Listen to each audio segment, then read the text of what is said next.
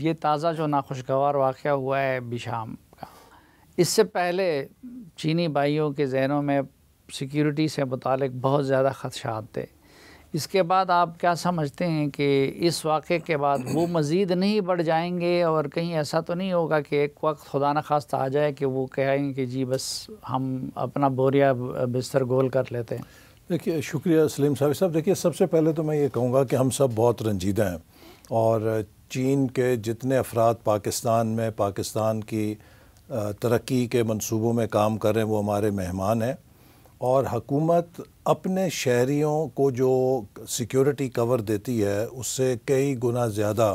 کوشش کرتی ہے کہ وہ ہمارے ان مہمانوں کو جو چین کے بھائی بہن ہیں ان کی سیکیورٹی کے لیے وسائل فراہم کرے. لیکن اس میں ایک جو چیلنج ہے وہ یہ ہے کہ سی پیک کوئی معمولی منصوبہ نہیں ہے. یہ اس خطے میں جیو پالیٹکس کو اور جیو اکنامکس کو بہت بڑے انداز میں متاثر کرے گا، اور یہی وجہ ہے کہ شروع دن سے اس کے خلاف ہمارے ہمسایہ ملک نے اور کئی مختلف عالمی لابیز نے نہ صرف پروپیگنڈا کیا بلکہ اسے سیبوٹاج کرنے کی کوششیں بھی کی. ایک انٹیلیجنس آفیسر ہمارے ہمسایہ ملک کا تو اس جرم میں گرفتار بھی ہوا، پکڑا بھی گیا. تو لہٰذا جو بھی کوئی ہائی ویلیو اسٹریٹجک پروجیکٹ ہوتا ہے اس کے ساتھ اتنا ہی رسک جڑا ہوتا ہے. میں ایک مثال دوں گا کہ جب ہم کراکرم ہائی وے بنا رہے تھے تو یہ ایک بڑی اسٹریٹجک ویلیو کی شاہراہ تھی جس نے پاکستان اور چین کو ہمالیہ کے پہاڑیوں سے اتنی دنیا کی اونچی ترین سڑک جوڑنا تھا.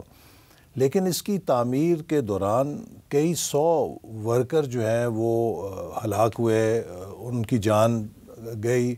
لیکن ہم نے اس منصوبے کو اس نقصان کی وجہ سے چھوڑا نہیں، کیونکہ ہمیں پتہ تھا کہ اس میں رسک ہے، لیکن یہ ایک بہت ہائی ویلیو پروجیکٹ ہے. اسی طرح اگر آپ چین کے ترجمان کا بیان دیکھیں جو ان کے وزارت خارجہ نے جاری کیا ہے،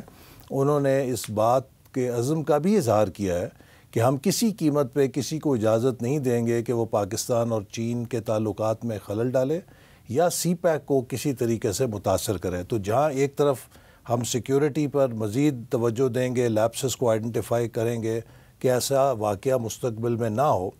ہمیں یہ پیش نظر رکھنا چاہیے کہ سی پیک کے دشمن مستقل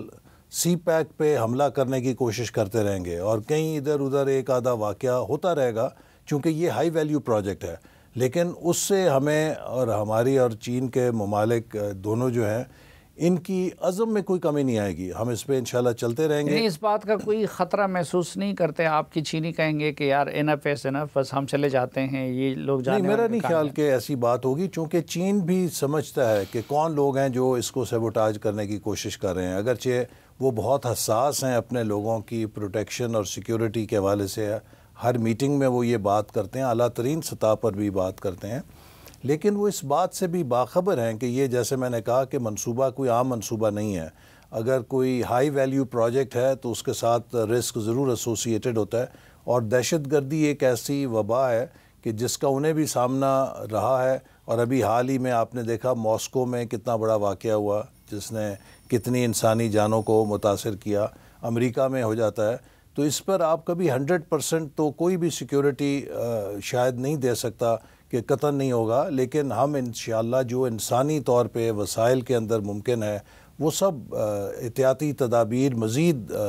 مضبوط بنائیں گے. کون لوگ ہیں یہ جو آپ نے بتایا کہ چینیوں کو بھی معلوم ہے کہ کون لوگ ہیں، تو یہ کون لوگ ہیں کہ جو کہ سی پیک کا راستہ روکنا چاہتے ہیں اور پاکستان کے اندر ٹیررزم کرنا چاہتے ہیں؟ دیکھیے، یہ تو ہمارا ہمسایہ ملک ہمیشہ سے اس بارے میں اس نے کبھی اپنے عزائم کو نہیں چھپایا، اور انہوں نے جس دن سے سی پیک شروع ہوا ہے اس کی مخالفت کی ہے، اور انہوں نے اس اپنے ارادے کا بھی اظہار کیا ہے کہ وہ اس کو روکنے کے لیے تمام کارروائیاں کریں گے. افسوس سے کہنا پڑتا ہے کہ ہمارے کچھ افغانستان میں گروپس جو کہ اس وقت ہندوستان کی پشت پناہی کے ساتھ پاکستان کے خلاف کارروائیاں کر رہے ہیں،